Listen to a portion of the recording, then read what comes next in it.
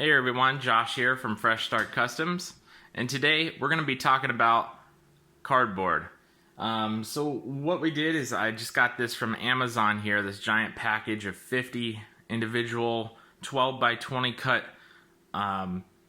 cardboard. So this saves a lot of time from cutting down like Amazon boxes, different things like that, or just if you're short on cardboard in general.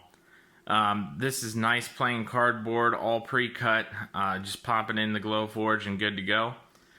And I know what you're thinking, well, cardboard's pretty flammable. Yes, it is, so you have to be very careful if you're going to use this kind of stuff in your Glowforge.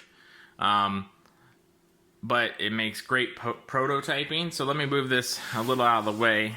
We'll just set that off to the side, and I'll show you, for example, here's a little, let me see if I can get the camera to focus there. There we go. So there's a little rubber band gun that I made for prototyping here. This is what I made for a small version of it. And then I made a much larger version in draft wood that you may have seen on our Facebook page a while ago.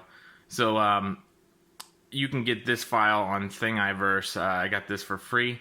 And I just modified it to remove this back piece that kept falling off and shrunk it down. And then I upscaled it quite a bit for the other version. So this is kind of what you can use cardboard for. It kind of engraves interesting. Obviously, you don't want to go too deep and start a fire, so you want to be very careful. I put the settings on my Facebook page under the Notes tab on what I use for cardboard. So that may help you as a starting point. But let's get back to this. This is super clean. I'm excited to try this stuff out for you guys.